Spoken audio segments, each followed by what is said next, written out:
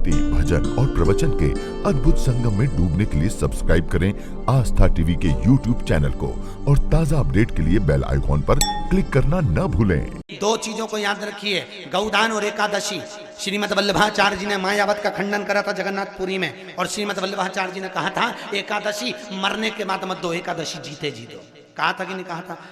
जीते जी दान करिए। इसलिए जगदीश में, जगन्नाथपुरी में एकादशी उल्टी लटकी हुई है।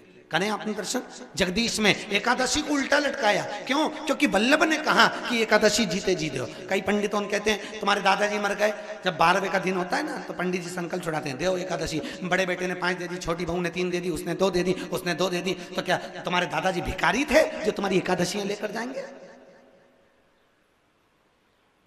और तुम कौन होते हो दादाजी को एकादशी देने वाले?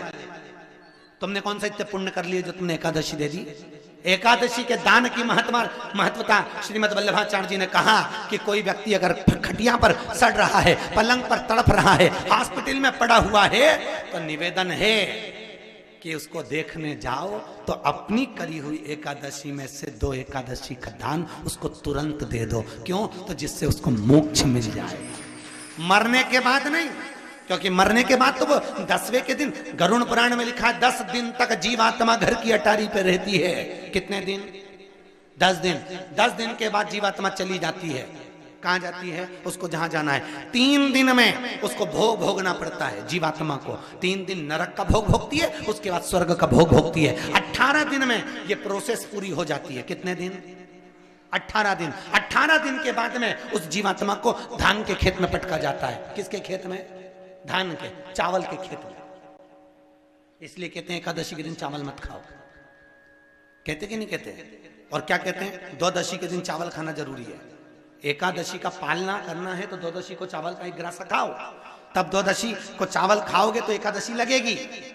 चावल नहीं खाओगे तो एकादशी नहीं लगेगी। द्वादशी को चावल खाना जरूरी है। क्यों कहते हैं? क्योंकि धान के खेत में जीव को छोड़ा जाता है, उस धान के खेत में, चावल के खेत में जीवात्मा रहती है। उसको चिड़िया खाती है तो चिड़िया के रूप में जन्म लेता है, मनुष्य खाता है तो मनुष्य के रूप में जन्म लेता है। इसलिए एकादशी के दिन चावल नहीं खाया जाता, क्योंकि एकादशी के दिन हम चावल खाएंगे तो जीव हत्या का दोष लग जाएगा।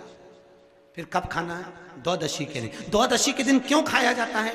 क्योंकि हम एकादशी के व्रत करे रहते हैं, और पहला घासा जब चावल का खाते हैं तो अपनी करी हुई एकादशी का पुण्य, जितने जीव हमारे मुंह में जाते हैं उनको उसका पुण्य मिल जाता है, और उनका फिर जन्म नहीं होता, वो तर जाते हैं, उनको एकादशी का भाग मिल जाता है।